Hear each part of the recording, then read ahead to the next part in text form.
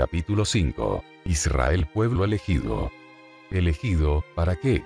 Mientras Israel siga considerándose como el pueblo elegido, a pesar de todas las pruebas en contra de ello que ha tenido a lo largo de la historia, seguirá viviendo en una especie de alucinación que le acarreará más calamidades. Será un pueblo elegido, pero no para recibir especiales bendiciones de Dios, sino escogido para el martirio, y tendremos entonces la continuación del círculo vicioso que ha venido repitiéndose a lo largo de los siglos. Las mismas tribulaciones y martirios padecidos singularmente por el pueblo de Israel, hacen que se acrecienten en él su fe, pueblo elegido, convirtiendo las calamidades que pasan en una prueba de su elección. Solo nosotros somos perseguidos, porque solo nosotros fuimos elegidos. Triste elección y manera de manifestar Yahvé su amor y su protección a su pueblo elegido. No se puede negar que los Goyim, los pueblos no elegidos sino hebreos, se han portado inicuamente a lo largo de la historia con el pueblo judío. Dejando a un lado las razones que cada pueblo en cada momento histórico haya tenido para obrar así, exceptuando la bestialidad incalificable de Hitler y los nazis, en las que habría que considerar muchas circunstancias, no se puede negar que de alguna manera inconsciente los otros pueblos están en cierta manera engañándose de unas cuantas cosas. De la altanería de llamarse o sentirse pueblo elegido, de cierta superioridad que a la larga se deja ver en el pueblo judío en general y en muchos de sus miembros en concreto, del hecho de verlos voluntariamente discriminados y sin querer mezclarse con el resto de la población en cosas tan naturales y tan profundas como el matrimonio, sintiéndose por el contrario discriminado el pueblo que no es recibido por ellos en sus familias. Y hasta puede ser que en el fondo, muchos cristianos, sinceros creyentes de la Biblia, y fervientes devotos de Cristo estén inconscientemente vengándose de no haber sido ellos los escogidos, y que no corra por sus venas la sangre judía, ya que ello los acercaría más a Cristo, su ideal. Puede que esta última razón sea rechazada por muchos, pero es indudable que lo religioso tiene mucho que ver en todas las persecuciones de las que los judíos han sido víctimas por parte de los cristianos, hebreos y árabes, ya que el odio entre parientes suele ser mucho más hondo que el odio entre extraños. Y no se puede negar que si los judíos y los cristianos no son hermanos, son por lo menos primos, algo que a pesar de las apariencias, se puede decir aún más de los judíos y musulmanes, no solo en cuanto a la religión, sino también en cuanto a la raza. Consejos, por si alguien oye. ¿Cuáles serían pues los consejos que desde un punto de vista de la ufología, convendría darle al pueblo judío, aun a sabiendas de que los que se les digan no vayan a ser, ni remotamente, tenidos en consideración y probablemente no vayan a llegar nunca al conocimiento de los grandes líderes de ese pueblo? He aquí los consejos que a mi manera de ver deberían de seguir el pueblo de Israel para sacudirse la pesadilla que hace siglos los persigue y que ellos han guardado con una fidelidad que hasta ahora ha sido conmovedora, pero que de ahora en adelante se irá convirtiendo en suicida. No renunciar a su propia mente. Ante todo, el contactado, y en este caso Israel, tiene que guardar su cabeza. Jamás ir contra lo que dice el sentido común y la buena lógica humana, por más que los guías extraterrestres, o en este caso Yahvé y su camarilla, digan lo contrario. Y si algo de lo que dicen, a pesar de ser lógico y por lo menos no absurdo, va a traer malas consecuencias en aquel momento por las especiales circunstancias, entonces tampoco hacerlo. En este caso conviene discutirlo con los que lo ordenan, ya que se ha visto que en muchas ocasiones, en la Biblia hay no pocos casos de ello, ellos cambian de parecer, como cediendo a los ruegos o a los argumentos de los contactados. Dije a pesar de ser lógico o por lo menos no absurdo, porque la inexplicable verdad es que en muchísimas ocasiones han mandado y siguen mandando cosas absurdas y que van contra toda lógica o por lo menos contra los buenos usos establecidos, causando con ello serios problemas a los contactados. En la historia de Israel tenemos muchos de estos ejemplos de órdenes sin sentido o por lo menos problemáticas para los israelitas: la circuncisión, el vagar por muchos años por el desierto, la nimiedad de los ritos prescritos sobre todo en el Levítico, la manifiesta crueldad tras algunas victorias sobre sus enemigos, el absurdo régimen alimenticio, la cantidad de cosas prohibidas en el sábado, etcétera, etcétera. En el último capítulo intentaré encontrarle una explicación, nada fácil por cierto, a estas absurdas maneras de proceder, aunque ya sabemos su origen, y a estas órdenes faltas de lógica, dictadas casi sin excepción por todo tipo de seres superiores que contactan a los humanos, ya sea en forma de dioses, de ángeles, arcángeles, querubines, serafines, en forma de hadas, en forma de espíritus guías o en forma de extraterrestres o en forma de Yahvé, en el fondo todos son lo mismo genéricamente aunque no específicamente. Evaluar. Israel, después de sus 3000 largos años de historia, debería hacer una evaluación a fondo sobre las ventajas y desventajas de su pacto con el misterioso personaje llamado Yahvé.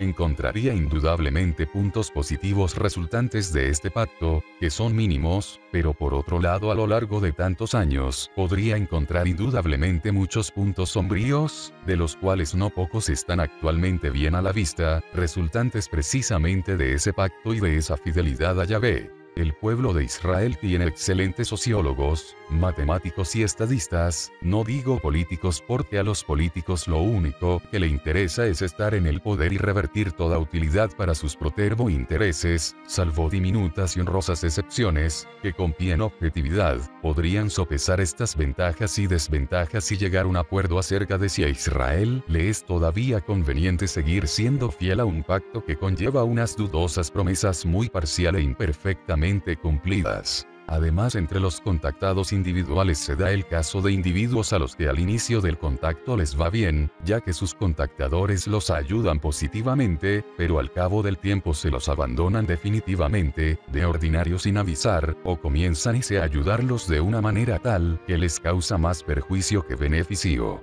Esto es lo que los hijos de Israel deberían seriamente examinar, a la luz de lo que les ha acontecido a otros seres humanos y en no pequeñas cantidades. Yo comprendo las tremendas dificultades que esta evaluación conlleva y sobre todo las que conllevaría de ser positiva la decisión. Es decir, que se llegase a la conclusión de que Israel debería abrirse en alguna manera y proceder como más le conviniese, dejando de lado ciertas creencias y pactos sagrados que ponen serias trabas a su desarrollo como pueblo moderno en todo el concierto de las demás naciones.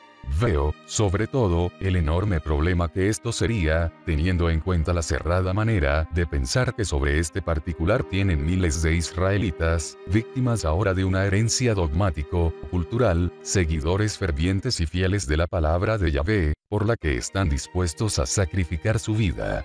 Hay que reconocer que los problemas de Israel no son pocos ni simples, pero hay que reconocer también que esos problemas son causados en buena parte por su protector. Otro consejo vital para los contactados individuales, que han sido contactados con violencia, es que no vayan solos a lugares solitarios o apartados. Esto propicia la reanudación y el fortalecimiento del contacto y naturalmente agravará las malas consecuencias ya recibidas.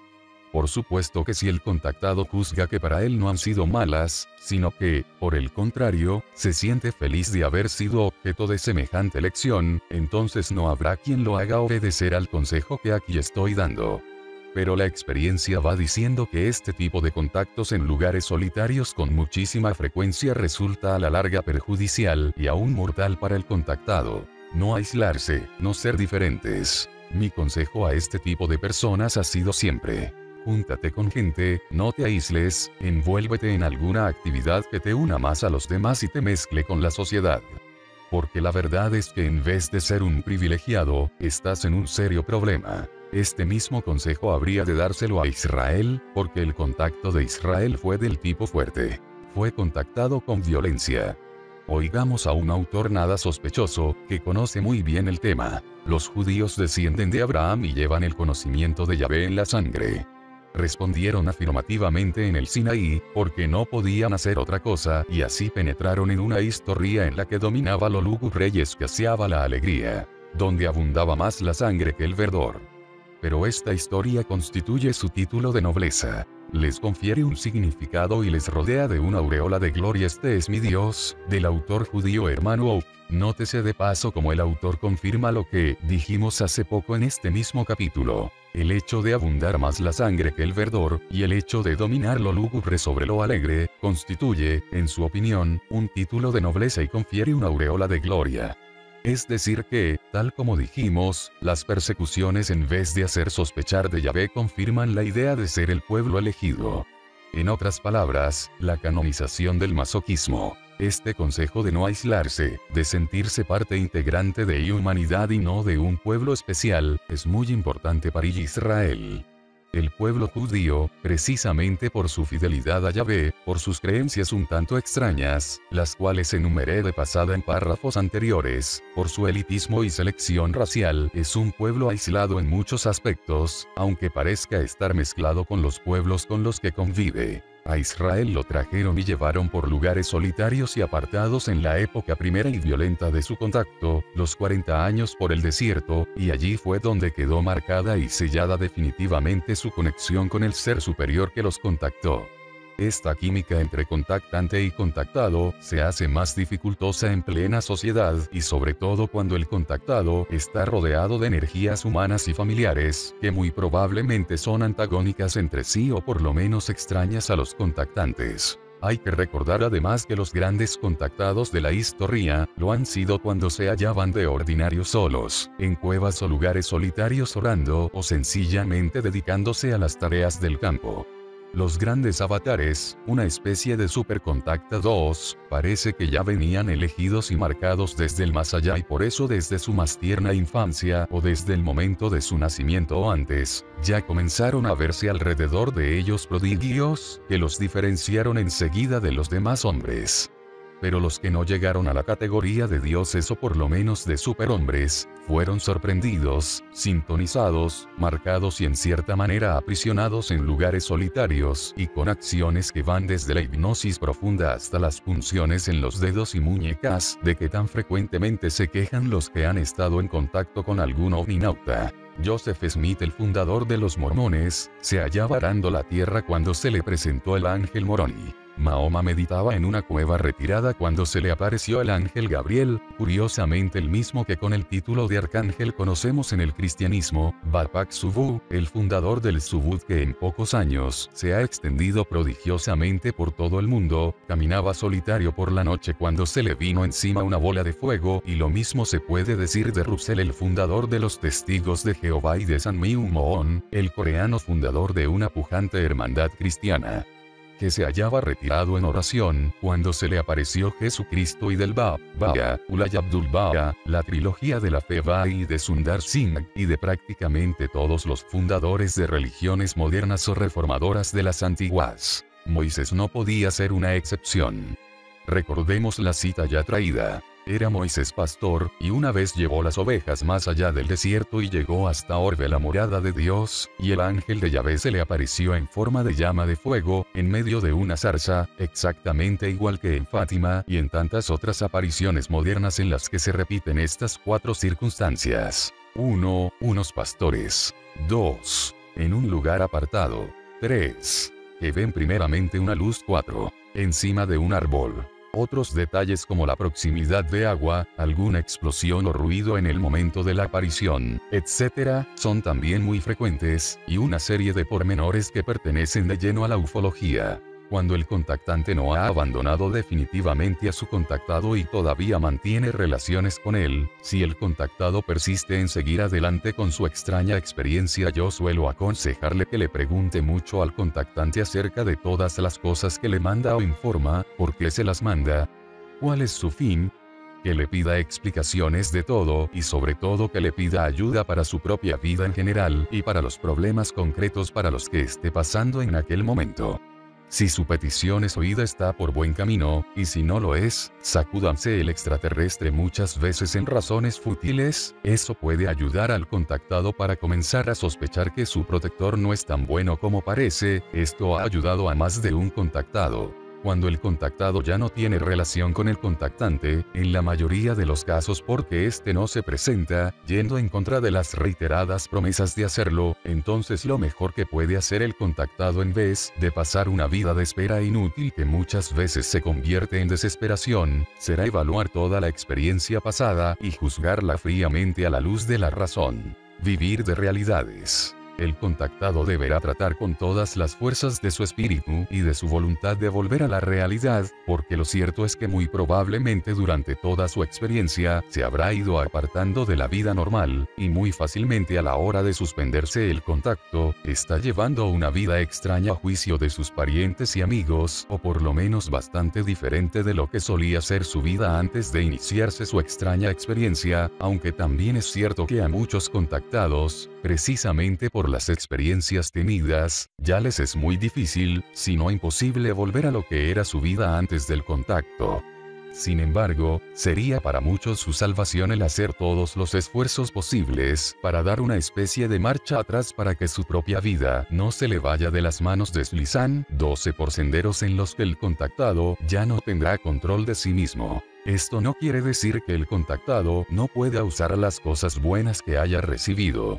No solo eso, sino que deberá recordar todo aquello que le ha ido dado tanto en forma material como en forma de conocimientos, fórmulas, escritos, etc., y puede ser que en ellos se encuentre el contactado cosas de gran valor que le sirvan para mejorar su vida y la vida de los demás. No ensoberbecerse. Un gran consejo que se les puede dar a los contactados, pero que a la vez a estos se les hace difícil de admitir o de llevar a la práctica, es que no se ensoberbezcan ni se empecinen en sus ideas. A algunos el hecho de haber sido contactados se le ha subido a la cabeza y ya se consideran seres superiores, no dejando aconsejarse y creyendo que para ellos no habrá dificultad en ninguna causa que emprendan. En muchos casos, esta actitud se debe a las promesas concretas que han recibido de sus contactadores que, como hemos dicho, no siempre ni mucho menos, cumplen su palabra. Es por otra parte frecuente que el contactado se empecine, es decir, se ofusque en sus puntos de vista con una terquedad a prueba de cualquier clase de consejo venga de quien venga. Muchas veces contra toda razón, contra toda lógica y contra el más elemental sentido común. Cuando el contactado asume esta actitud, suele llegar a cometer los mayores disparates, autodestruyéndose socialmente y perdiendo todo su prestigio en la comunidad. Todo lo arriba dicho se le podría aplicar a Israel como pueblo. Ya pasó para el pueblo judío la etapa de estar acomplejados por su religión o por su raza. Hoy más bien corre el peligro contrario de endurecerse, es decir, adoptar un aire de superioridad, empecinarse en sus puntos de vista y hacer rígidas sus posiciones. En sus relaciones con los pueblos que lo rodean, esta tendencia se deja ver bastante clara y especialmente en las mesas en las que sus diplomáticos discuten los muchos problemas de Israel con las naciones fronterizas. Este endurecimiento del pueblo judío puede ser fatal. No solo en sus relaciones con los pueblos vecinos, sino en las mismas relaciones entre sí dentro de Israel. Si los que se sienten partícipes de una misión sagrada, no tienen la flexibilidad suficiente como para comprender el punto de vista de sus hermanos, que no participan ya de esta misma idea, las ya profundas divisiones que actualmente existen dentro de la nación de Israel, pueden llegar a hacerse más violentas, degenerando en odios que a la larga, destruirán la unión o la cohesión del pueblo de Israel, que por tantos siglos había sido un digno motivo de orgullo. Y en este punto no puedo menos de expresar con tristeza, que ciertas expresiones de más de un jefe de Estado o ministros del nuevo Estado de Israel han dejado mucho que desear por su falta de ponderación y de tolerancia y distan mucho del lenguaje mesurado con que suelen expresarse aún en momentos de gran presión los jefes de Estado de las naciones civilizadas. Estas expresiones, y más en boca de personajes que deben medir con mucho mayor cuidado sus palabras, pueden ser que sean un síntoma del estado de ánimo endurecido o ensoberbecido que da la impresión de estar apuntando en el pueblo judío una vez que ha logrado su anhelo secular de construir un estado hebreo independiente precisamente en la tierra en que sus antepasados fueron contactados por Yahvé. Antes hice referencia a la antipatía casi general que en las Naciones Unidas levanta cualquier proposición que tienda a beneficiar a Israel. Aparte de las razones políticas que en ello pueda haber, e indudablemente hay muchas, sería conveniente reflexionar a ver si en esta antipatía no entra algo del aislamiento o la separación de que venimos hablando. Una separación que no es solo impuesta desde fuera al pueblo judío, sino que el pueblo judío se el autoimpone con su manera de juzgarse a sí mismo, pueblo escogido, pueblo selecto, y por otro lado se la achaca antipatía gratuita de los demás pueblos. Rechazar todo fanatismo. Sería muy conveniente que tanto los líderes de Israel como los miembros del mundo judío reflexionasen desapasionadamente, cosa harto difícil, en este fenómeno de la antipatía tan constante, tan manifiesta y hasta tan enconada contra Israel. Veo perfectamente que entre los pueblos cristianos, tiene sus raíces en ideas fanáticamente religiosas totalmente erradas y despreciables. Pero creo que además de eso hay algo más profundo que, como dije, no proviene totalmente de los enemigos, sino que proviene en parte del mismo Israel y que hace que los demás pueblos reaccionen de esa manera. Todas las inquisiciones de Europa cometieron mil horrores no solo contra los judíos, sino contra todos aquellos cristianos que daban la impresión de haber caído en herejía. Y los cometían con toda tranquilidad de conciencia, y hasta con un regocijo espiritual, porque con ellos estaban defendiendo la honra de Dios. El fanatismo religioso es feroz. Es el más sañudo de todos los fanatismos, porque se supone que a quien se está defendiendo es nada menos que a Dios. Pues bien, Israel, por haber sido convencido por Yahvé de que él es el pueblo elegido, tiene en el fondo esta filosofía, que por esto él puede abusar de los demás o hacer que lo quiera, y además que su pueblo tiene en algún sentido que estar aislado, que ser diferente y hasta en ciertas ocasiones podrá forzar un poco las cosas para que la voluntad de Yahvé se cumpla. A la creación del Estado de Israel el año 1947 no se llegó sino después de haber forzado unas cuantas cosas con una justicia un tanto dudosa, que es lo que ahora reclaman con justo derecho los palestinos. Pero era una especie de justicia sagrada, con una sacralidad como la de las cruzadas, y por eso Israel no dudó en su propósito, y en cierta manera tenían algo de razón ya que la historia de las demás naciones no está precisamente escrita con actos de pura justicia, y por otro lado en alguna ocasión les tenía que tocar a los judíos, ser ellos los que presionarán y forzarán a los demás. Día llegará, dijo Cristo, refiriéndose a sus apóstoles, en que el que os mate piense que hace una obra agradable a Dios. Con estas palabras estaba retratando la manera de pensar de todos los fanáticos que han existido. El que defiende la honra de Dios, puede con conciencia tranquila hacer cosas que los demás no podrían hacer. Porque Dios, como dueño de todo, tiene derecho a todo. Dios, lo mismo que rompe las leyes de la naturaleza y hace milagros, puede romper las leyes de la justicia. Porque Dios es la misma justicia y todo lo que Él hace es justo. Esta es la filosofía latente debajo de todo fanatismo religioso. El Decretum Gratiani, año 1140, dice que los esclavos de la Iglesia no pueden ser en principio liberados, porque el derecho de propiedad de ellos no le pertenece propiamente al clero sino a mismo Dios, y por lo tanto el clero no puede disponer de una cosa de Dios. Es decir que el acto injusto, tener esclavos, que un hombre no puede cometer, lo puede cometer Dios. Y hoy representantes de Dios se encargan de usar en su propio provecho esta prerrogativa tan dudosa de Dios. A la verdad que suena bien feo lo que Yahvé le decía a Moisés. Yo haré que los egipcios os crean, de modo que cuando partáis de Egipto, no salgáis con las manos vacías. Cada mujer pedirá a su vecina objetos de plata y de oro, vestidos que pondréis a vuestros hijos y a vuestras hijas, y así despojaréis a los egipcios. Éxodo 3, 21. Los hijos de Israel hicieron como había dicho Moisés. Pidieron a los egipcios objeto de plata, oro y vestidos. Yahvé hizo que el pueblo egipcio se fiase de ellos y se los prestaran. Y así los hijos de Israel despojaron a los egipcios. Éxodo 12, 35. En otras palabras, los estafaron santamente, con la venia de su Dios. Cito de nuevo a Herman Wouk en su libro Este es mi Dios. Las reivindicaciones de Israel sobre Tierra Santa se apoyan en la existencia de Dios.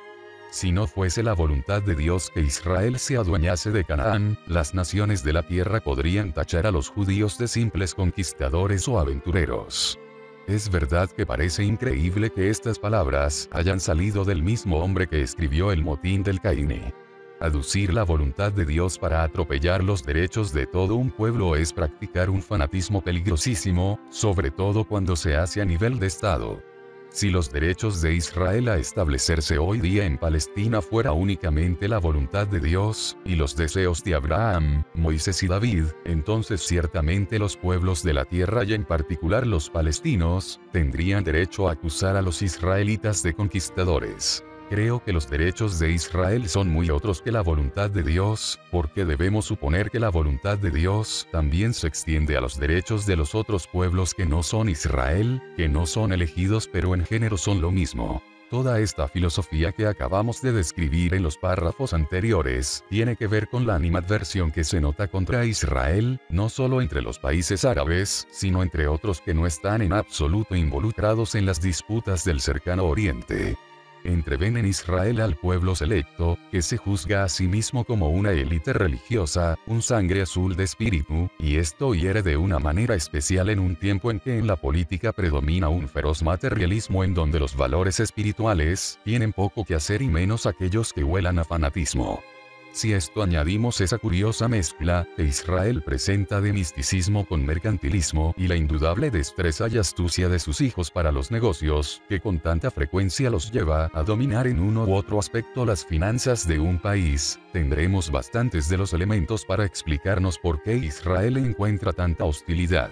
Sea justa o sea injusta esta manera de proceder por parte de los pueblos, los líderes de Israel deberían reflexionar a fondo sobre esta realidad que tiene raíces tan complejas, para no aumentar más esta división. Y a mi juicio deberían tener muy en cuenta estos dos criterios. 1. Es muy improbable que uno sea el que tiene toda la razón contra todos. 2. Israel, por mucha razón que tuviese, no podría a la larga ir a contrapelo de las demás naciones del mundo. Tendrá que reexaminar todos sus puntos de vista y sus posiciones ante la vida, y si ve que con ellos no van a poder caminar, dejarlo de lado, aunque hayan sido dictados por Yahvé, porque no es sabio pensar que Yahvé quiera enfrentar a sus hijos elegidos contra sus hijos no elegidos. Como tampoco sería justo pensar que Israel es el único defensor de la justicia. ¿Qué contactados vuelven? En la actualidad buena parte del pueblo judío está llena de esperanza, porque después de 2000 años de peregrinar, ha vuelto al lugar de su experiencia. Como ya indiqué, esta es una característica de los contactados individuales. Pero no todos los contactados vuelven al lugar de su experiencia. Vuelven únicamente aquellos para quienes su experiencia ha sido agradable. Aquellos a los que les ha ido bien, que sí los hay, y por otra parte vuelven los que están completamente alucinados, y que han perdido ya la capacidad de caer en la cuenta de lo que les está pasando. Lo que los fascina es lo maravilloso de la experiencia, pero no ven cómo su vida personal se ha destrozado por completo. Sin embargo, hay contactados que más bien huyen del lugar de su experiencia y evitan de todas las maneras posibles volver a pasar por allí. Estos son los contactados a los que su experiencia les ha resultado a la larga desagradable, redundando en perjuicio para sus vidas. Son los contactados a los que no se les han cumplido las promesas y sobre todo, son aquellos que han descubierto, a veces demasiado tarde, que están siendo manipulados y usados por unas fuerzas o entidades misteriosas que no acaban de aclararse. Estos contactados no quieren saber nada de lo que les pasó ni gustan que se les hable de ello. Sin embargo, hay que reconocer que no abunda la gente con suficiente capacidad crítica y serenidad para dar un juicio global y objetivo de la experiencia y de las consecuencias que ha tenido para su vida. Muchos de los hijos de Israel a lo largo de la historia han ido cayendo en la cuenta de las intrínsecas contradicciones que hay en el mensaje de Yahvé y poco a poco han ido abandonando sus creencias. Indudablemente desde los primeros tiempos de la diáspora, son miles y miles de judíos que se han desligado de las creencias de sus padres, lo cual los ha obligado a desligarse también de su pueblo. Porque al igual que Yahvé es celoso y vengativo, su pueblo ha sido hasta ahora poco tolerante con sus propios hijos. En el Evangelio leemos una frase, con la que nunca he estado de acuerdo, que resume este espíritu de endurecimiento: el que no está conmigo está contra mí.